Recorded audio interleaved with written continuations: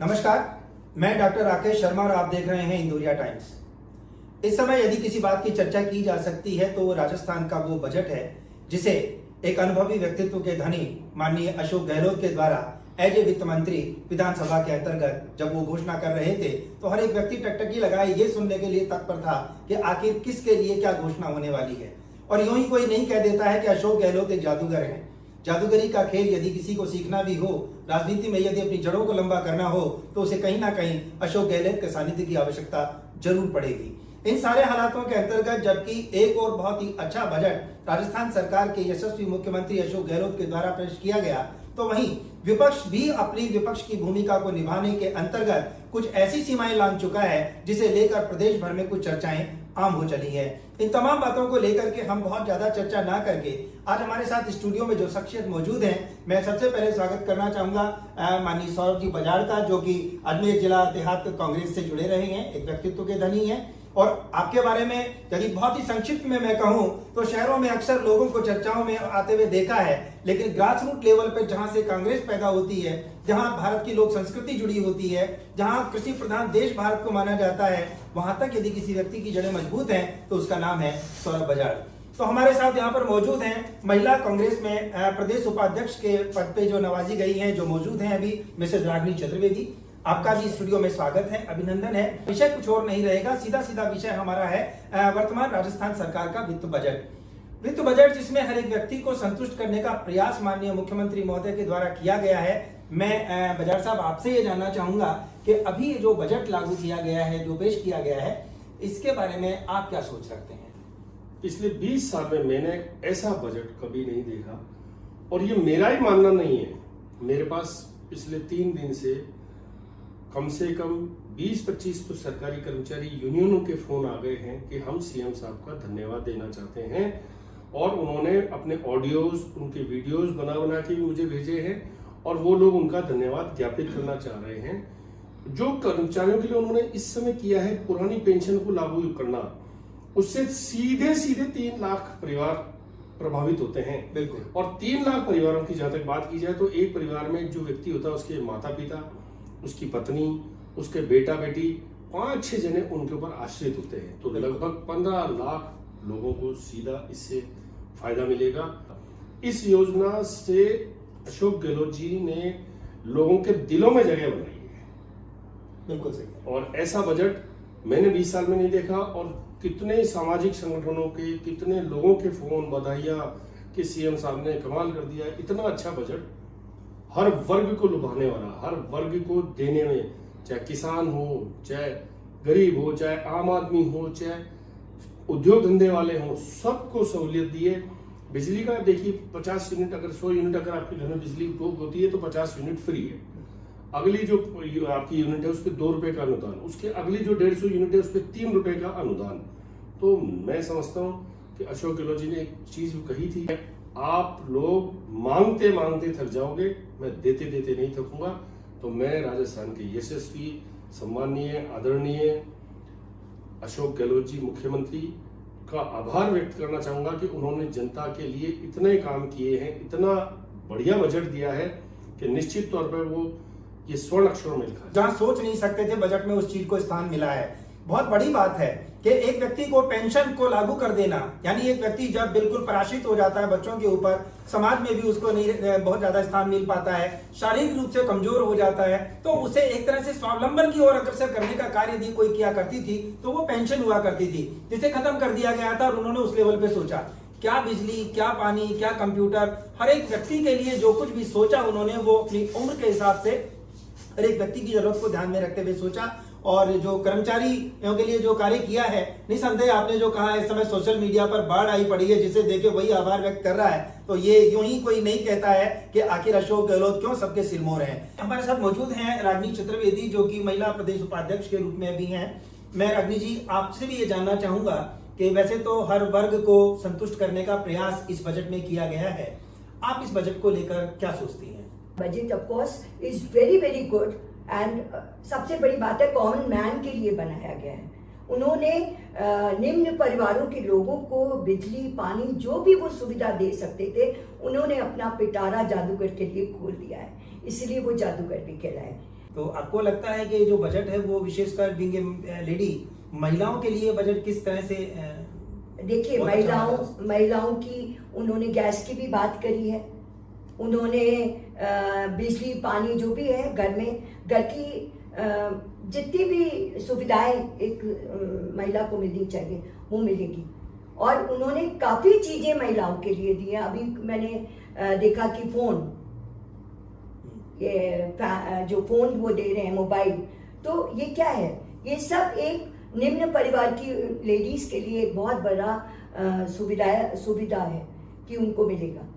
जी, आपने देखा कि मिसेस रागिनी चतुर्वेदी जो कि प्रदेश महिला कांग्रेस में उपाध्यक्ष हैं, आपने भी बहुत ही ग्रासरूट लेवल पर महिलाओं को राजनीति में स्थान मिले, सम्मान मिले, उसके लिए भी प्रदेशाध्यक्ष रियाना रियाज के साथ कंधे से कंधा मिला करके जिस तरह से आपने पूरे राजस्थान भर में घूम करके उन काबिलियत को उन्होंने तराशा है, ये एक सामूहिक प्रयास था राजस्थान कांग्रेस सरकार का कि वो सरकार के इस 3 साल के दौरान एक बेहतरीन शासन प्रबंधन दे सके और एक के बाद एक बजट भी जो उनका आया वो हर एक व्यक्ति की जरूरतों को पूरा करने के साथ साथ निसंदेह जो घोषणा पत्र में उन्होंने कहा था वो कर दिखाया। तो बड़ी बात रही कि विपक्ष की भूमिका निसंदेह कार्य में एक तरह से शार्पनेस लाने की होती है।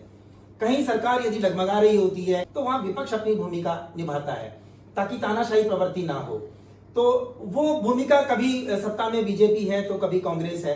अभी हाल हम कांग्रेस के कार्यकाल में बात कर रहे हैं तो विपक्ष को स्थान है विरोध करने का, लेकिन अभी जो बजट की प्रतिक्रिया स्वरूप समझे लेकर जो प्रदेश अध्यक्ष डॉक्टर सतीश पूनिया के द्वारा जो स्टेटमेंट दिया गया, जिसे समय रहते उन्होंने बहुत जल्दी स्वीकार भी कर लिया, क्षमा भी मांग ली।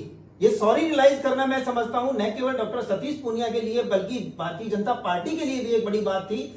आप इसको किस नजरिए से लेते हैं? देखिए, आपने एक बात कही, लोकतंत्र की विरोध की बात कही कि विरोध करना, जैसे कांग्रेस सरकार में, बीजेपी विपक्ष में, लोकतंत्र की सुंदरता इसी में होती है कि कोई भी सरकार अगर वो चलाएगी, अच्छा बजट लाए, अच्छे काम करे, और विपक्ष का एक सुंदरता उसमें ये होती है कि वो विरोध दर्ज कराए जी। लेकिन उस विरोध दर्ज कराने के मायने होने चाहिए।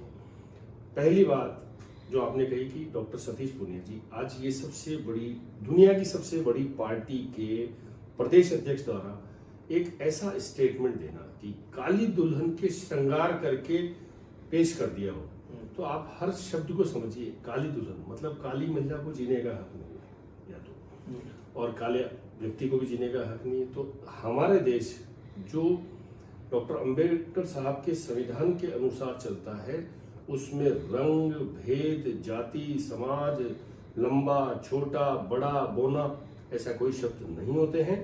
ऊपर वाले के सब आशीर्वाद से जो आता है इस दुनिया में, उसका अपना रंग रूप होता है, कद काठी होती है। और महिलाएं कोई सुंदरता पैमाने का, नापने का पैमाना होती है क्या?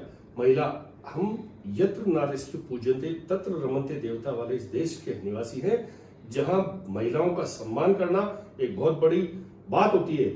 महिला आपकी माँ होती है, महिला आपकी दादी होती है, महिला आपकी पत्नी होती है, वो महिला आपकी बहन होती है, महिला आपकी बेटी होती है। कितने रूप होते हैं उस महिला के। आप ऐसी बात कह के उन्होंने बहुत ही निंदनीय काम किया है। और सम्माननीय मुख्यमंत्री जी एक बात कहते हैं हमेशा कि हर गलती कीमत मांगती है, और यह गलती इनका पीछा छोड़ेगी नहीं सर। राइट, आपने कहा माफी मांग ली। प्रदेश अध्यक्ष हमारी जो महिला की हैं रियाना रियाज जी, उन्होंने दे दिया, ज्ञापन भी दे दिया था, महिला आयोग ने नोटिस भी जारी कर दिया था। ये माफी नहीं मांगते तो मुकदमा दर्ज होता, गिरफ्तार होते। कितनी किरकिरी होती, और किरकिरी तो हो गई। उनकी पार्टी की जो महिला विधायक हैं, जो महिला कार्यकर्ता हैं, वो मेरे पास 2-4 से भी बात हुई, वो कह रहे कि हमें शर्म आ रही है कि हमारा प्रदेश अध्यक्ष इतनी गंदी टिप्पणी कर सकता है। और मैं कहता हूँ राजस्थान के हर प्रदेशवासी को गर्व होना चाहिए कि उन्हें अशोक गहलोत जी जैसा नेतृत्व मिला है, जो हर व्यक्ति की, किसान की, गरीब की, आम आदमी की जड़ तक जाके समझते हैं, उसकी बात सुनते हैं और उसका निस्तारण करते हैं। और इस बजट के लिए भी मैं आपको बताऊं, उन्होंने एक प्रांतीय अधिवेशन बुलाया एक दिन का। मैं भी उस प्रांतीय अधिवेशन में था, बिरला ऑडिटोरियम में। हम सबसे विचार लिए, जिलाध्यक्षों से, उपाध्यक्ष से, विधायकों से, मंत्रियों से। ऐसा कितनी, आप देखिए, बिल्कुल पारदर्शिता वाली बात करके, और फिर वो उन्होंने हर वर्ग को ध्यान में रखते हुए बजट तैयार कराया। और बजट के अलावा मैं एक चीज और कहना चाहूंगा, राजस्थान के मुख्यमंत्री जी की जो स्कीम्स हैं, मतलब मुझे कहने मतलब ऐसी बात कह रहा हूं मैं आपको कि इतनी स्कीम पे है कि मैं बता नहीं सकता। नहीं, जिसमें से चिरंजीवी योजना लाइफ लाइन दे दी, जिसे आपने 5 लाख से बढ़ा के 10 लाख। सर आप भी समझते हैं कि 10 लाख रुपए जैसी तो कोई इक्का दुक्का बीमारी ऐसी होती होगी जिसमें होता होगा। 10 लाख रुपए आपको दे दिया, मतलब गर्भवती महिला को अपने घर से लेने आएगी गाड़ी, उनकी डिलीवरी के बाद छोड़ने जाएगी, बच्चे पैदा होने से लेकर 3 महीने तक सारा खर्चा उठाएंगे। बच्ची पैदा होती है तो उसको हाथों हाथ 5100 रुपए का चेक मिलेगा या कैश मिलेगा। मतलब मैं कह रहा हूं किसान को, महिलाओं को, आम आदमी को जी भर के मुख्यमंत्री जी ने पिछले 3 साल के राज में इतना दिया है कि कोई विरोधी पार्टी को कहने को कुछ है ही नहीं। और एक छोटी छोटी सी बात के लिए भी विरोध प्रदर्शन में भारतीय जनता पार्टी माहिर है, इनको विरोध बहुत अच्छा करना आता है। और हमारी कांग्रेस पार्टी की कमजोरी है कि हमें विरोध करना अच्छा नहीं आता है, लेकिन हाँ राज करना अच्छा आता है और शासन करना कांग्रेस को ही आता है। और हमेशा कांग्रेस पार्टी ने ही इस देश को और इस प्रदेश को नए आयाम दिए हैं। कौन कहता है कि एक पार्टी केवल विरोधी करती है, दूसरी विरोधी पार्टी का तारीफ भी बनती है, जैसा कि सौरभ बजाज ने अपने ही अंदाज में कह दिया कि भारतीय जनता पार्टी विरोध बहुत अच्छा करती है। आपने माना कि भारतीय जनता पार्टी भी कोई अच्छा कार्य करती है।